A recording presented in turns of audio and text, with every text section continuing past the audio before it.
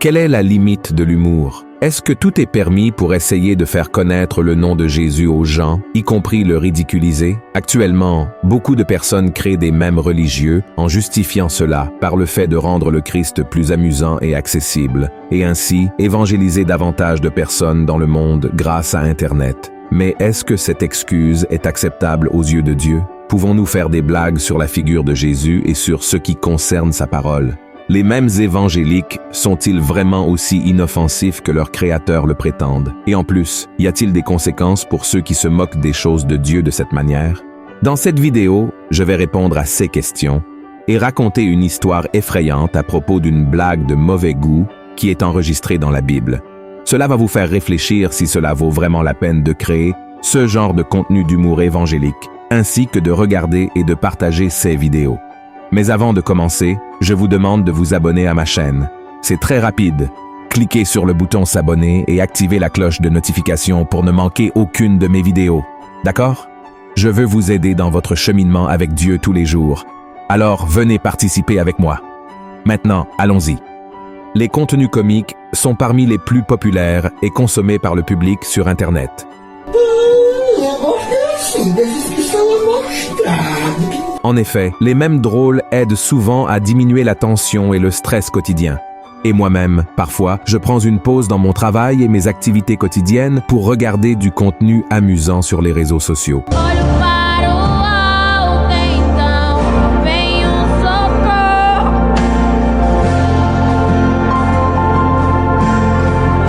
Le problème, c'est que beaucoup d'influenceurs, y compris ceux qui se disent chrétiens, utilisent l'image de Jésus, la parole de Dieu, et même de nombreux prédicateurs pour faire des blagues. Et ces personnes appellent ce genre de plaisanterie des mèmes évangéliques, avec la justification que ce qu'ils font est une façon d'évangéliser les non-chrétiens de manière humoristique. Mais je veux vous montrer un exemple de ce type de contenu qui a été créé et qui a viralé sur Internet pour que vous puissiez donner votre avis sur si ce type d'humour évangélique est réellement capable d'édifier la vie de quelqu'un.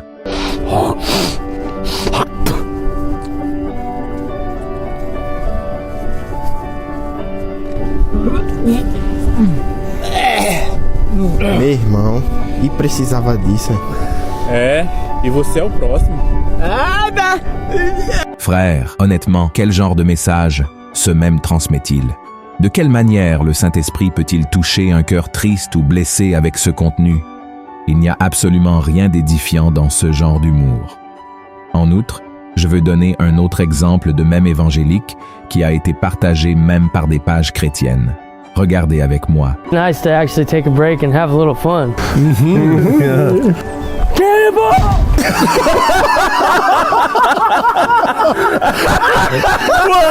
Ce ne sont que quelques exemples, mais j'ai déjà vu des vidéos de personnes déguisées en Jésus dans des salles de sport, des boîtes de nuit, jouant aux échecs et prévoyant le coup de l'adversaire pour gagner la partie. J'ai également vu des personnes déguisées en fantômes avec un drap blanc, effrayant les autres, et puis riant en disant « Calme-toi, je suis le Saint-Esprit ».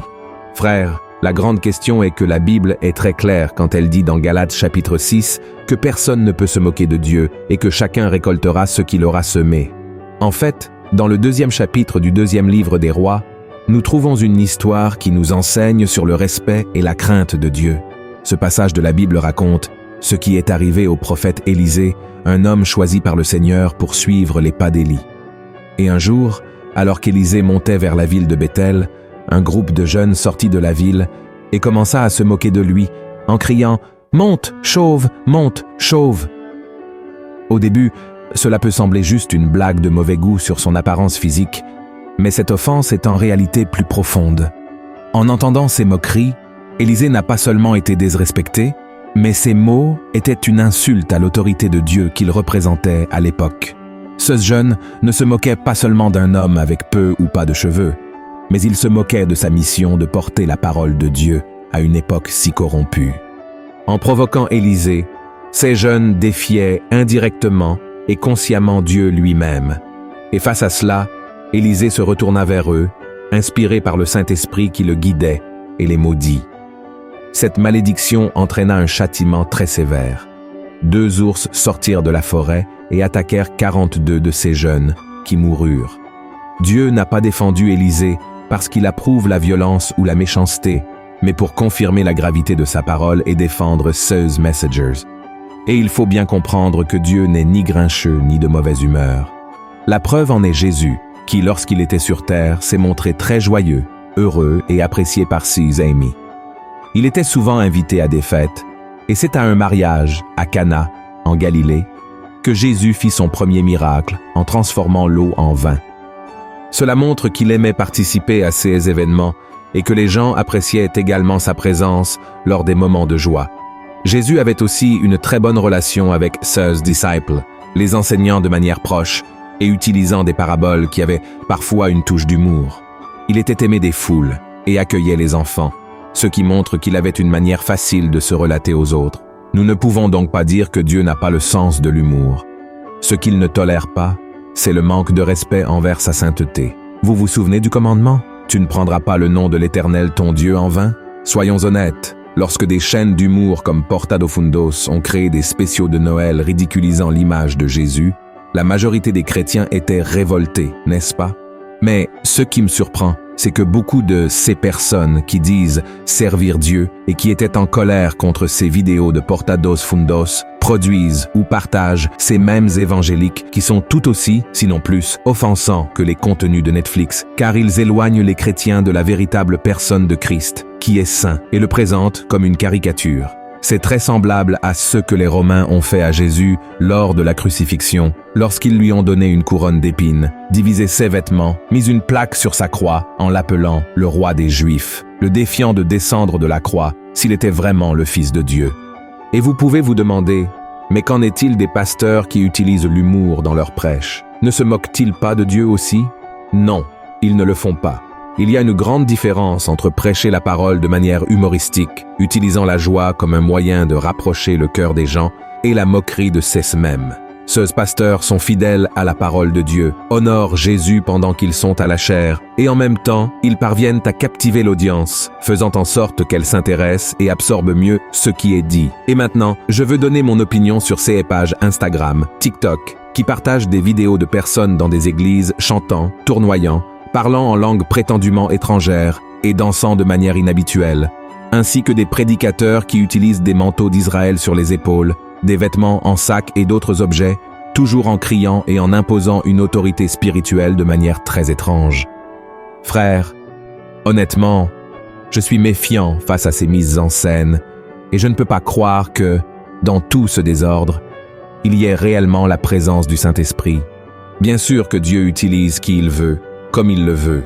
Mais à mon avis, la plupart du temps, ce n'est que de l'émotion pour attirer les gens et leur faire croire qu'ils sont en présence d'un leader puissamment utilisé par Dieu.